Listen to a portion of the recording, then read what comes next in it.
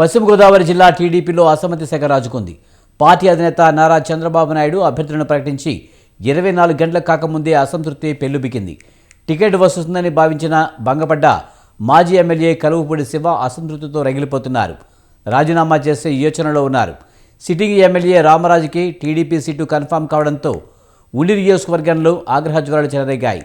శివరామరాజుకు TDP parliament seat అయినా ఇవ్వని పక్షంలో ఈ అసమ్మతి పార్టీ ఆగేలా కనిపించడం లేదు.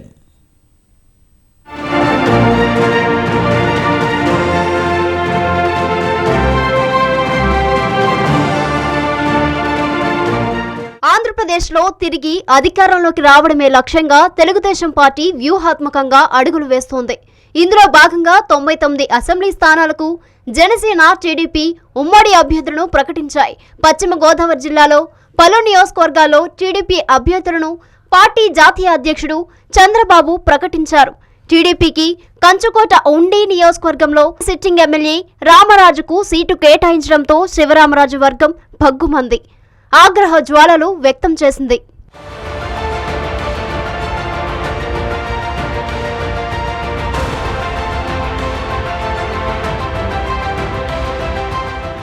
నిత్యం ప్రజలకు అందుబాటులో ఉంటూ 2 సార్లు ఎమ్మెల్యేగా గెలిచిన శివరామరాజును పక్కన పెట్టి రామరాజుకు టికెట్ ఇవ్వడంపై ఉండి నియోజకవర్గంలోని శివరామరాజు వర్గం నివ్వురుగప్పిన నిప్పులా ఉంది.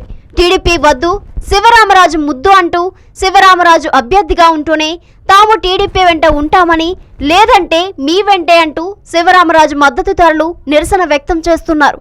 అవసరమైతే శివరామరాజును ఇండిపెండెంట్ గా గెలిపించుకుంటామంటూ రెబెల్ అభ్యర్థిగా బరిలో దిగాలని ఆయనపై కేడర్ ఒత్తిడి తెస్తోంది.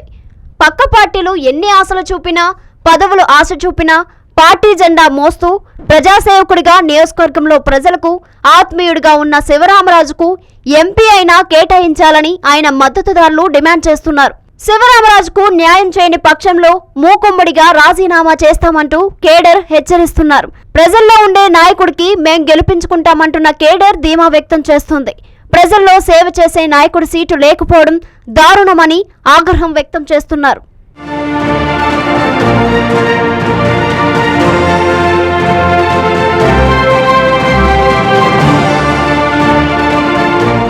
తెలుగుదేశం పార్టీ ఉండి అసెంబ్లీ టికెట్ తనకే వస్తుందని ఆశలు పెట్టుకున్న శివరామరాజుకు చంద్రబాబు నమ్మక ద్రోహం చేశారంటూ కేడర్ రగిలిపోతుంది. టీడీపీ పార్టీ ఆత్మగౌరవ పార్టీ అని చెప్పుకుంటారు. అయితే తమ నేతకు గౌరవం లేకుండా చేసిందంటున్న ఉండిలో పలువురు కార్యకర్తలు అంటున్నారు. టికెట్ దక్కకపోవడంతో కలవపూడి శివ రాజీనామా చేస్తారంటూ జోరుగా ప్రచారం జరుగుతుంది.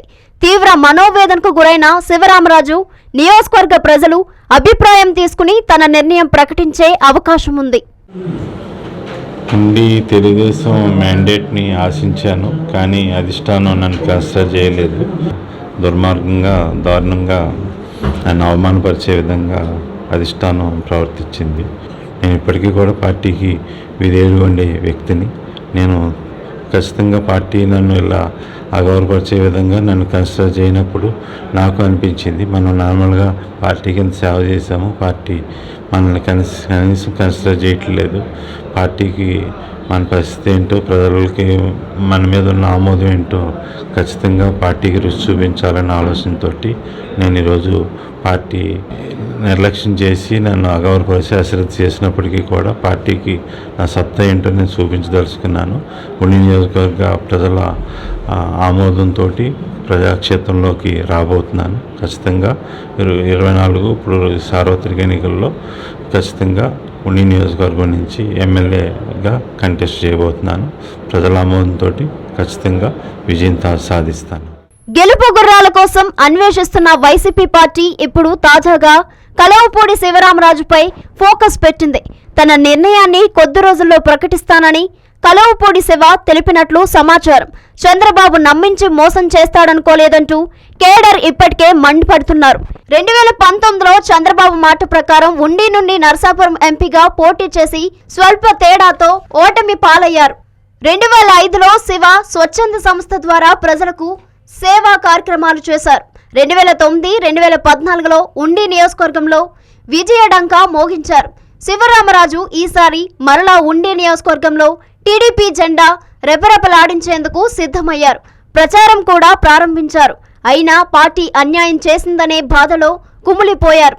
ఇండిపెండెంట్ గా పోటీ చేసి గెలిచే సత్తా ఉన్న శివరామరాజు నిర్ణయం ఏ విధంగా ఉంటుందనేది ఉత్కంఠగా మారింది.